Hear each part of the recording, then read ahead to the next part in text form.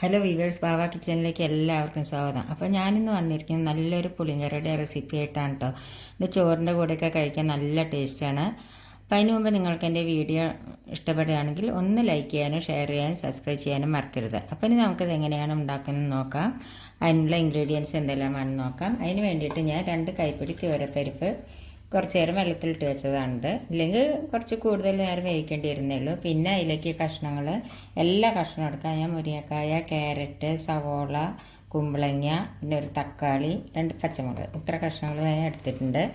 പിന്നെ അതിലേക്ക് ഒരു നെല്ലിക്ക വലുപ്പത്തിൽ പുളി വെള്ളത്തിലിട്ട് വെച്ചിട്ടുണ്ട്. പിന്നെ അതിലേക്ക് വേണ്ടത് മുളക് പൊടി നമ്മുടെ എരിവിനനുസരിച്ച്, മല്ലിപ്പൊടി 1 ടേബിൾ സ്പൂൺ എടുത്തിട്ടുണ്ട്. പിന്നെ കുറച്ച് ഉപ്പ് എടുത്തിട്ടുണ്ട്. പിന്നെ വറുത്തിടാനായിട്ട് ഉലുവ 1/4 സ്പൂണ്, കടുക് 1/4 സ്പൂണ്, 2 വറ്റൽമുളക്, കരിവേപ്പിൻ്റെ ഇല, ഇത്ര സാധനമാണത് ഉണ്ടാക്കാനായിട്ട് വേണ്ടത്. അപ്പം ഇനി നമുക്കത് എങ്ങനെയാണ് ഉണ്ടാക്കുന്നത് നോക്കാം. അതിന് വേണ്ടി ഒരു കുക്കർ എടുത്തെത്തിച്ചിട്ടുണ്ട്. ഞാൻ സ്റ്റവ് ഒന്ന് കത്തിക്കട്ടെ.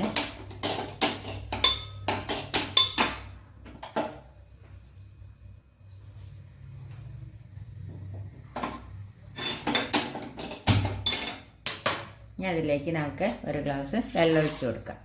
ഇനി അതിലേക്ക് നമുക്ക് ഈ തുവരപ്പരിപ്പ് ഇട്ട് കൊടുക്കാം.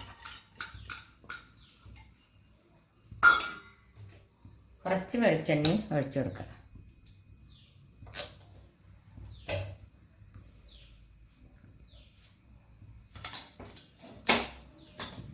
ഇനി 2 വിസിൽ വരട്ടെ.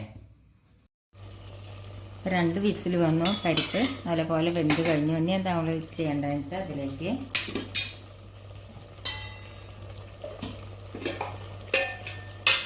നമുക്ക് ഈ കഷ്ണങ്ങളെല്ലാം ഇട്ട് കൊടുക്കാം. ഇതിൽ ക്യാരറ്റ് ഉണ്ട്, കുമ്പളങ്ങ ഉണ്ട്, ഉരുളക്കിഴങ്ങ് ഉണ്ട്, പിന്നെ പച്ചമുളക് ഇട്ടിട്ടുണ്ട്, പിന്നെ മുരിങ്ങക്കായ ഉണ്ട്. ഇത്ര കഷ്ണമാണ് ഞാൻ എടുത്തിരിക്കുന്നത്. സവോളയുണ്ട്.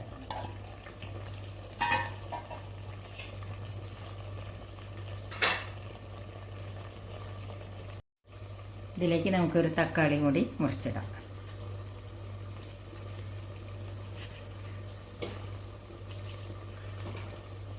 ഇതിലേക്ക് നമുക്ക് പൊടികൾ ഇട്ട് കൊടുക്കാം. മല്ലിപ്പൊടി, മുളക് പൊടി, ഉപ്പ്. നല്ലപോലെ ഒന്ന് മിക്സ് ചെയ്യും. ഇനി ഇതൊന്ന് വേവട്ടെ. അപ്പം നമ്മുടെ കഷ്ണങ്ങളൊക്കെ നല്ലപോലെ വെന്ത് കഴിഞ്ഞു. ഇനി എന്താ നമ്മൾ ചെയ്യേണ്ടത് വെച്ചാൽ ഇതിലേക്ക് നമുക്ക് പുളി ഒഴിച്ചു കൊടുക്കാം. ഒരു നെല്ലിക്ക വലുപ്പത്തിൽ പുളി എടുത്തിട്ട് ഞാൻ പിഴിഞ്ഞതാണിത്. അത് ഒഴിച്ചു കൊടുക്കാം. ഇനി ഇതൊന്ന് തിളയ്ക്കട്ടെ. പുളി ഒഴിച്ചിട്ട് ഇപ്പം നല്ലപോലെ തിളച്ച് കഴിഞ്ഞു. ഞാൻ ഉപ്പുണ്ടോ എന്ന് നോക്കട്ടെ. ഉപ്പൊക്കെ ശരിയാണ്. ഇതിലേക്ക് നമുക്ക് 2 കരിവേപ്പിൻ്റെ ഇല ഇട്ട് കൊടുക്കാം. ഇനി നമുക്ക് ഇതിലേക്ക് കടുക് വറുത്തിടാം. കടുക് വറുത്തിടാനായിട്ട് ഒരു ചീഞ്ചട്ടി വെച്ചു. ഇനി അതിലേക്ക് കുറച്ച് വെളിച്ചെണ്ണ ഒഴിച്ചു കൊടുത്തു. അതിലേക്ക് നമുക്കിനി കടുക് ഇട്ട് കൊടുക്കാം.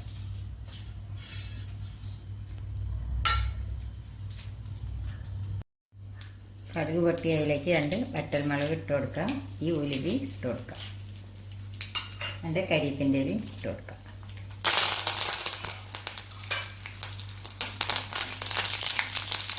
ഇനി നമുക്ക് ഗ്യാസ് ഓഫ് ചെയ്യാം. ഇനി നമുക്കത് ഈ കറിയിലേക്ക് ഒഴിച്ചു കൊടുക്കാം. അപ്പം നമ്മുടെ നല്ല ടേസ്റ്റി ആയിട്ടുള്ള പുളിങ്കറി റെഡിയായി. ഇത് നമുക്ക് ചോറിൻ്റെ കൂടെ ദോശയുടെ കൂടെയൊക്കെ കഴിക്കാൻ നല്ലതാണ്. അപ്പോൾ എല്ലാവരും ഒന്ന് ട്രൈ ചെയ്ത് നോക്കുക. ഇഷ്ടപ്പെടുകയാണെങ്കിൽ ഒന്ന് ലൈക്ക് ചെയ്യാനും ഷെയർ ചെയ്യാനും സബ്സ്ക്രൈബ് ചെയ്യാനും മറക്കരുത്. താങ്ക്